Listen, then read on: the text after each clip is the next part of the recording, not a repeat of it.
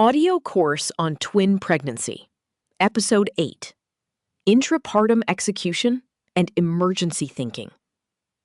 This episode is based on the local twin delivery protocol, the Israeli delivery position paper, the Intrapartum fetal monitoring guideline, the Israeli fetal heart rate monitoring position paper, and the local Pitocin, vacuum, anti-D, and postpartum hemorrhage protocols. Let us begin with the deepest idea. A planned vaginal twin delivery is not an ordinary vaginal birth with an extra baby. It is a controlled, high-risk procedure with a predictable moment of instability. The interval after twin A delivers and before twin B is born. Preparation is therefore not bureaucracy. It is how the team buys time before the unstable moment arrives. Start with location. Twin delivery should occur where rapid operative delivery is possible. The local protocol places vertex-vertex deliveries in rooms adjacent to the operating rooms, with senior physician discretion about whether to deliver in the operating room. If twin B is not vertex, the mother is transferred to the operating room before delivery. Why does location matter? Because the second twin can convert from reassuring to urgent quickly. Cord prolapse, abruption, malpresentation, and fetal heart rate deterioration are time-sensitive. The correct room is part of the intervention. Now, staffing. The local protocol requires notification of midwives, anesthesia, and neonatology, and mandates senior obstetric presence. 2 neonatal resuscitation stations should be ready. This reflects the fact that each neonate may need independent assessment and resuscitation, and the second baby may be more compromised. Anesthesia should be available, with a strong advantage to epidural anesthesia. Epidural does more than treat pain. It allows cooperation, internal maneuvers, uterine relaxation strategies, and rapid extension for cesarean if needed. Now, monitoring. During active labor, both fetuses require continuous monitoring. The core problem is identity. External monitors can lose signal, switch signal, or record the same fetus twice. The Intrapartum Fetal Monitoring Guideline emphasizes clearly assigning each trace to each twin and documenting it. It suggests offsetting twin 2 by 20 beats per minute so the traces are easier to distinguish. The local protocol adds practical safeguards. A physician may use ultrasound to locate heart rates.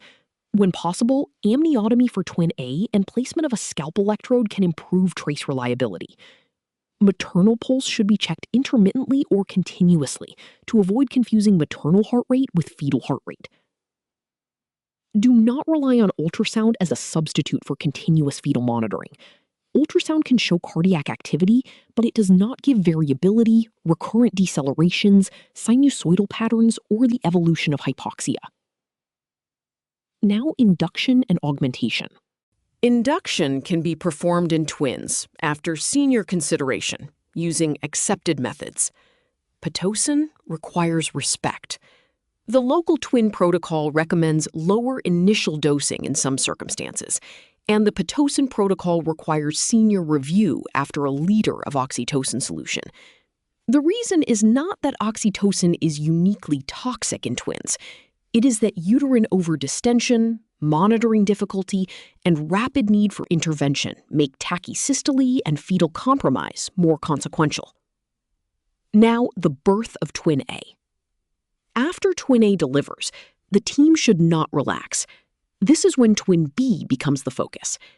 Immediately determine twin B presentation and position, usually with ultrasound, and confirm heart rate. If twin B is cephalic and the tracing is reassuring, the team may await descent and delivery, using oxytocin when appropriate. If twin B is non-cephalic, experienced operators often proceed with breech extraction rather than external cephalic version. If uterine relaxation is needed for manipulation, nitroglycerin or terbutaline should be available, according to the local protocol.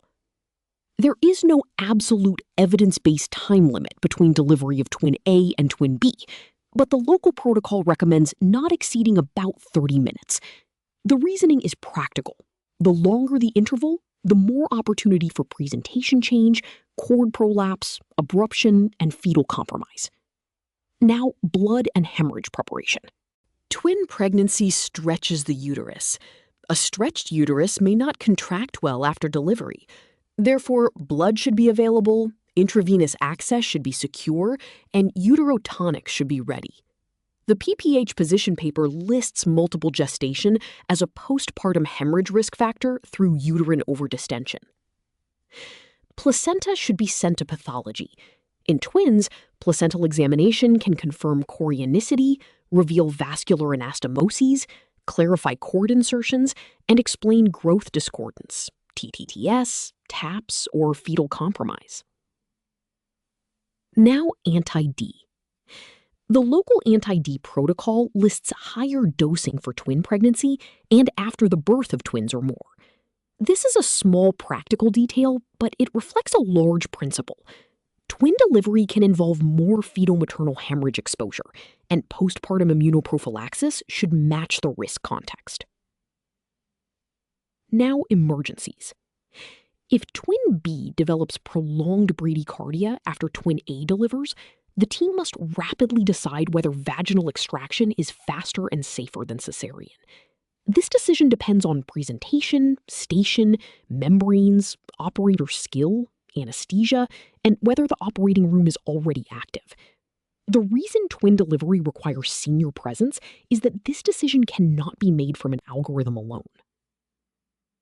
If cord prolapse occurs, relieve pressure, call for immediate delivery, and choose the fastest safe route. If twin B is breech and accessible with full dilation in skilled hands, breech extraction may be the fastest safe route.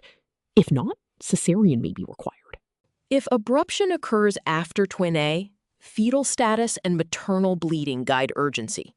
Again, preparation matters because this is a known second twin risk. If combined delivery occurs, meaning vaginal delivery of twin A and cesarean delivery of twin B, it is not automatically evidence of poor planning.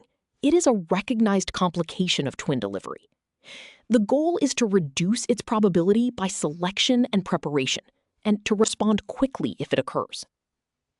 Pause and summarize.